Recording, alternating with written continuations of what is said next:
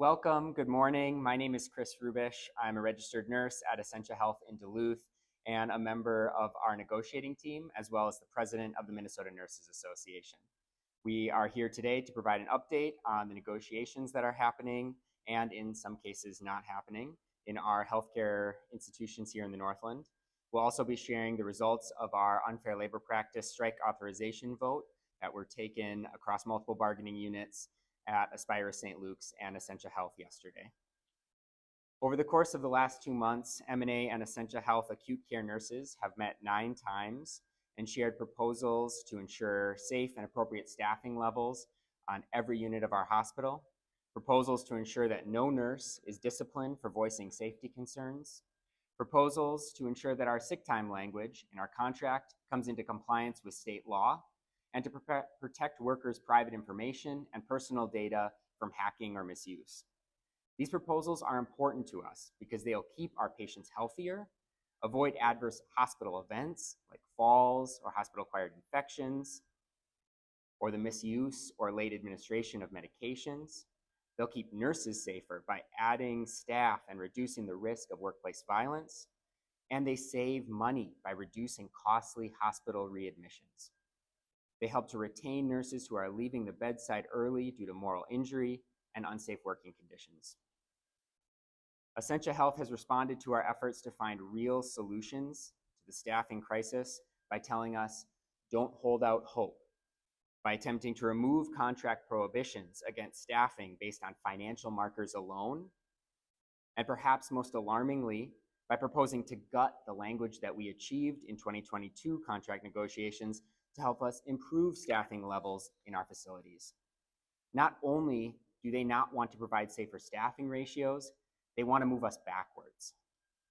Throughout the course of our negotiations, we have seen Essentia repeatedly commit unfair labor practice violations, from removing materials from our union bulletin boards, to asking nurses to remove stickers and buttons, and just last week, Essentia attempted to remove an M&A nurse and member from a break room while they were discussing negotiations and coworkers.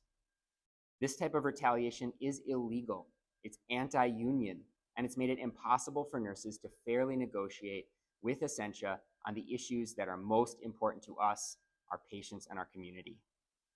Yesterday, acute care nurses at Essentia Twin Ports voted on whether or not they wanted to hold Essentia accountable for these unfair labor practices and authorize an unfair labor practice strike, demanding that they cease this illegal action. They've spoken loud and clear by voting overwhelmingly to authorize the negotiating team to call an unfair labor practice strike. Despite Essentia telling us at the negotiating table not to, we will continue to hold out hope for productive negotiations and a successful contract settlement. But we are ready to take whatever action is necessary to protect our patients, our community, and our own safety. Next up, I'd like to introduce my colleague from Aspire St. Luke's, Brian Hansen, to share his experience in negotiations and their bargaining unit's vote results. Thank you, Chris. Good morning, everyone. My name is Brian Hansen, and I'm a post-anesthesia care RN at Aspire St. Luke's. I've been a nurse for over 30 years and seen many things through my time at the bedside.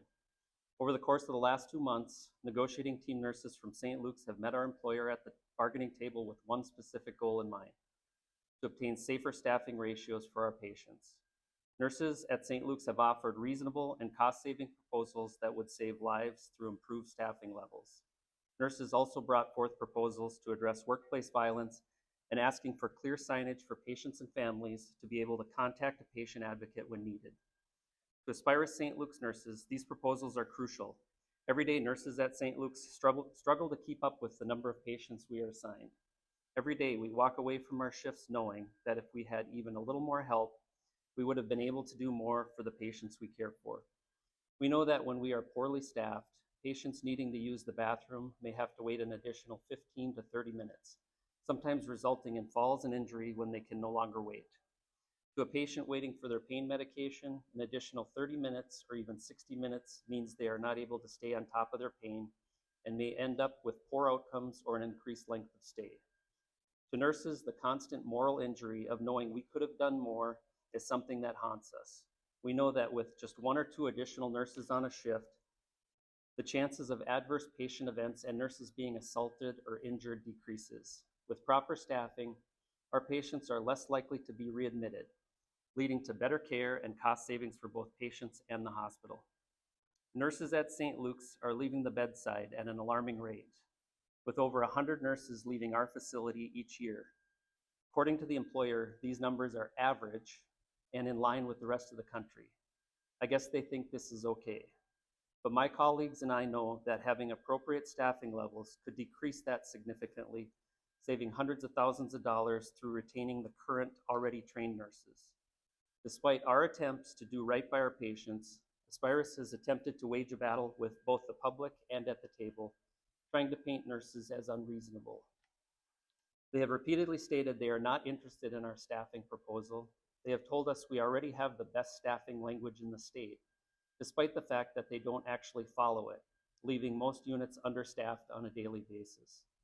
Instead of hiring more nurses, they are proposing language that they, the executives who haven't seen the bedside in years, if ever, think will incentivize current nurses to work more hours. Their solution to staff the hospital is for nurses who already are at a breaking point to continually work more than their scheduled hours or lose our current benefits. At our very last negotiation session before this strike vote, just last week, Aspire St. Luke's leadership doubled down on demanding nurses take rollbacks in our contract. Instead of meeting us with compromise, they met us with cuts.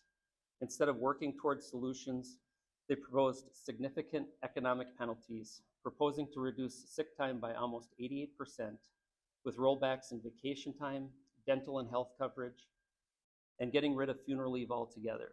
This shows how little Aspirus values its employees. This is not how to make progress in negotiations. This is not how to keep patients safer. This is not how to keep nurses working at the bedside. Aspirus St. Luke's needs to do better for both nurses and our patients. Nurses at St. Luke's are committed to improving patient care through adequate staffing, even if our employer is not. When we started this negotiation cycle, we didn't expect Aspirus to blast us in the news as being unreasonable. We didn't expect them to start publicly talking about bringing in replacement workers before our contract even expired. And we certainly didn't expect them to violate the law through unfair labor practices. For those of you who don't know, the National Labor Relations Act governs private sector negotiations such as ours. This law protects both workers and the employer from unfair bargaining. For employers, it prohibits them from refusing to negotiate in good faith, retaliating against employees because they're a union member, or interfering in our employee rights given to us by this act. Unfortunately, St. Luke's has violated the National Labor Relations Act by committing unfair labor practices, attempting to prevent nurses from engaging in each other and communicating information in ways protected by our contract. This bad faith bargaining has created a barrier to negotiating a successful contract. When nurses are constantly worrying about intimidation or retaliation, it has a chilling effect on our ability to get feedback from our nurses and move forward in a productive way. Yesterday, nurses at Aspirus St. Luke's voted overwhelmingly to hold Aspirus accountable for their unfair labor practices and have authorized our negotiating team to call for an unfair labor practice strike. We are demanding that Aspirus cease their illegal actions and instead come to the table to bargain over important patient-centered proposals in good faith. Nurses deserve that, and so do our patients. Next up, you'll hear from Kim Volkart, a registered nurse at Solvay Hospice House here in Duluth. Kim will be providing remarks on behalf of her colleagues at Solvay, as well as sharing the results of all first contract votes that took place yesterday.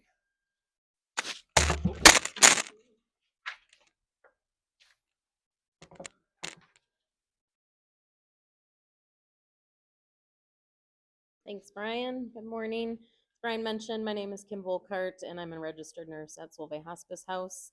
I'm here today representing the Solvay Hospice employees and clinic nurses as we all currently attempt to negotiate our first contracts with Essentia Health.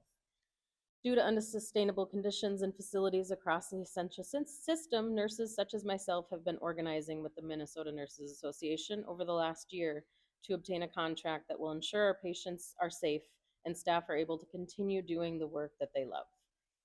After new management started making drastic changes at Solvay, staff decided to meet with M&A reps to discuss the pros and cons of unionizing. While some of the changes we were seeing at Solvay were much needed, others began affecting staff's ability to holistically care for our patients and were threatening the integrity of such a beautiful and much needed place. Budgetary pressures were driving many of these changes. In order to protect Solvay and the staff that make it such a special place, we voted to unionize in May of 2024. After electing our negotiating team and setting up our internal structure, we began meeting with Essentia in November of 2024. Since then, we have met 8 additional times, and most proposals we exchange with the employer have been met with, "We are not interested," instead of a collaborative back and forth. Essentia just doesn't seem to be committed to bargain in good faith with Solvay.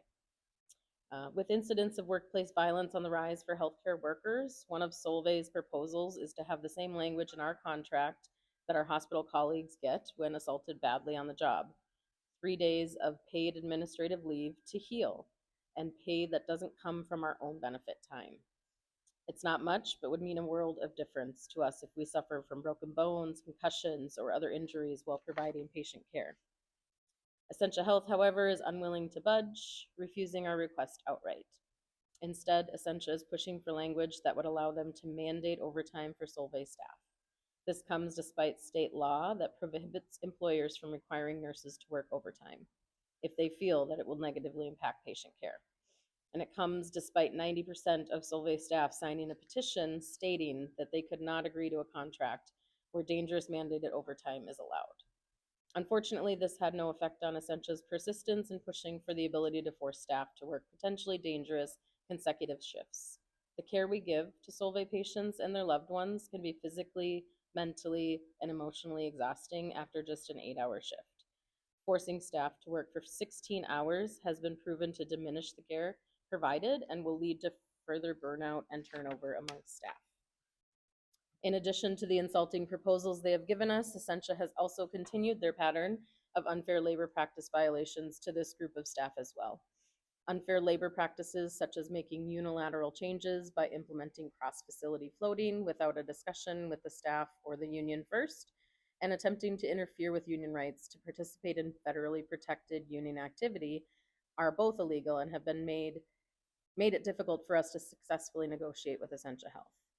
Because of that, Solvay Hospice House employees, along with our colleagues bargaining in their first contracts at Duluth's 1st, 2nd, and 3rd Street clinics, and the Superior Clinic and the Miller Hill Ambulatory Surgery Center, have all voted overwhelmingly to authorize our negotiating teams to call for an unfair labor practice strike and demand Essentia cease their illegal tactics and bargain in good faith.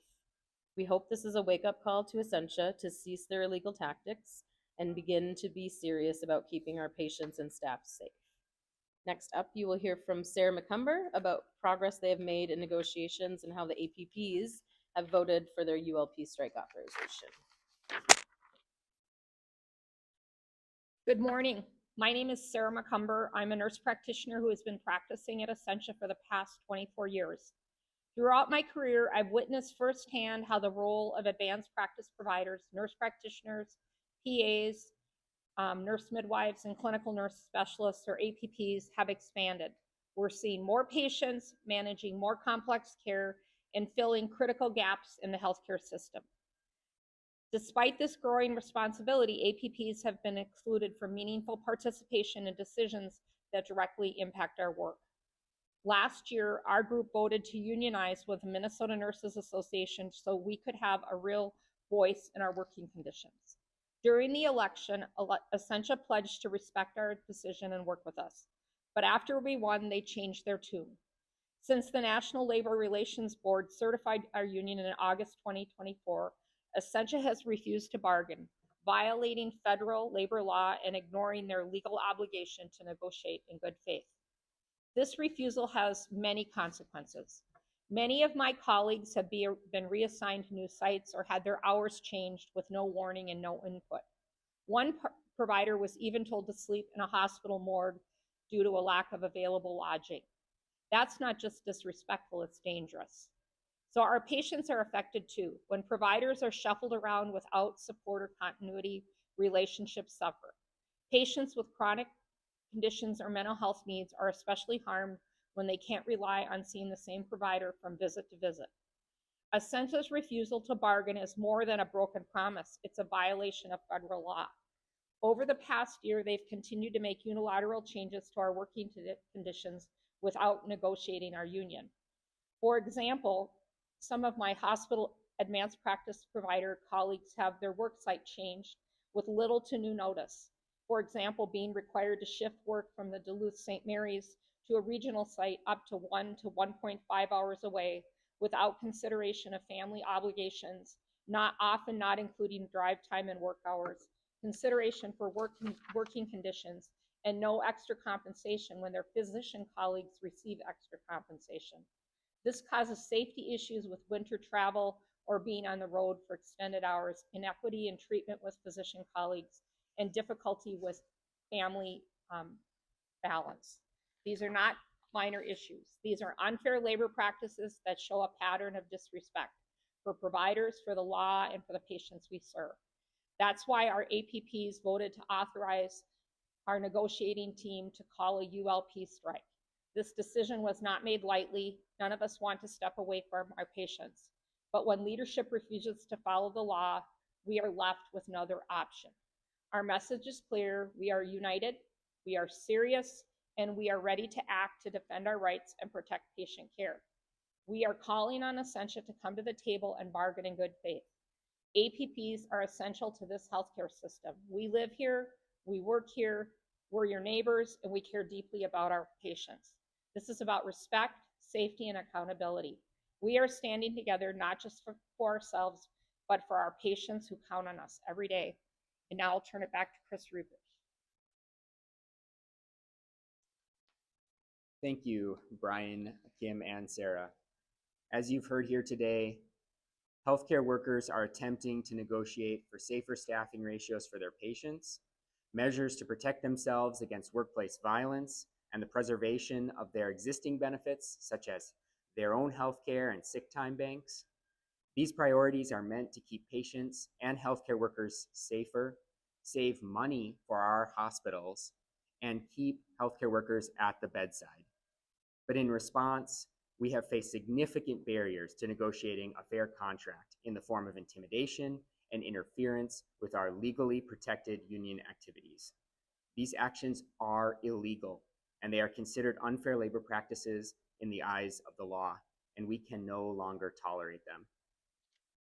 My colleagues and I at Aspire St. Luke's, the acute care nurses at Essentia Health, hospice nurses, our clinical nurses at Essentia Clinics, and the Essentia East Market Advanced Practice Professionals have all voted to authorize their negotiating teams to call an unfair labor practice strike, and we demand that Aspire and Essentia stop these intimidation tactics and come to the table to negotiate for these priorities in good faith.